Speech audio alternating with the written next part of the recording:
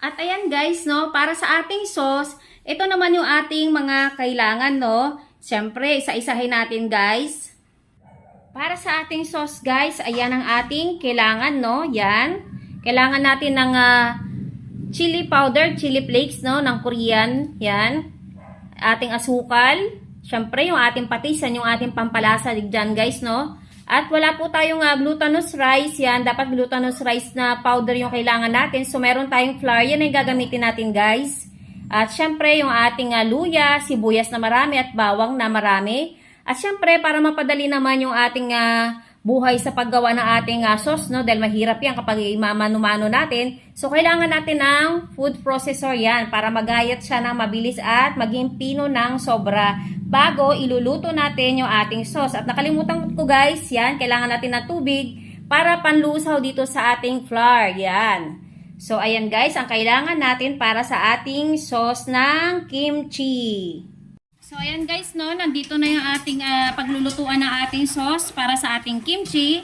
So, ayan, okay na yan. Ilagay na natin guys yung ating nilusaw na flour or yung glutinous rice, no? Yan, para sa ating pampalapot. Siyempre, lulutuin natin yan guys. Para matagal yung buhay ng ating burong kimchi. Yan, dahan-dahan lamang ang halo guys. At huwag natin titigilan sa paghalo. Para hindi magbubuo agad or para hindi pangit yung texture ng ating sauce. Kailangan smooth siya guys. Yan, maingay kasi itong ating pangwis. So, ito na lang gamitin natin. Siyempre guys, meron tayo naka-ready rin dito na mainit na tubig para kung sobrang lapot ng ating may habol natin kaagad, no? Kasi mabilis lang yan lalapot guys. Kaya kailangan banayad lang yung ating apoy. Yan, nakita mo, ayan, may nagbububo na siya kaagad guys, oh. So, balikan natin ito guys. Yan, hanggang sa maging smooth na yung kulay nito at maluto na yung ating flour or glutinous rice, no? Bago natin i-add yung ating mga ingredients para sa ating kimchi sauce. So, ayan guys, no? Pag ganito na yung itsura niya, yan. Luto na yung ating glutinous rice or yung ating flour. Ilalagay na natin yung ating blend na bawang, sibuyas at luya. So, ito na yun guys. Yan, simutin natin at sayang.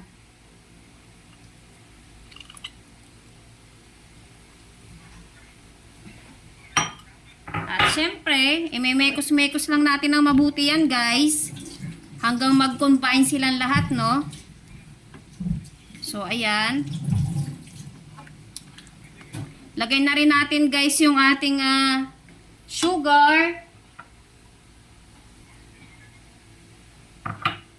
Yung ating chili flakes, yan. Sakto lang muna lagay natin. Yung ating patis. Tamang patis lang din. Yan, okay na yan. At i-mix lang natin to guys ng mabuti.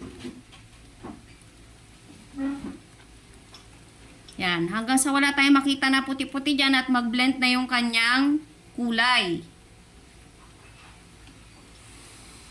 Balikan natin mamaya guys.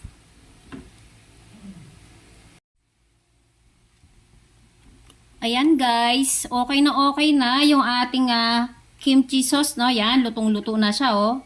At ang tama-tama na rin yung kanyang lapot guys. So, ayan.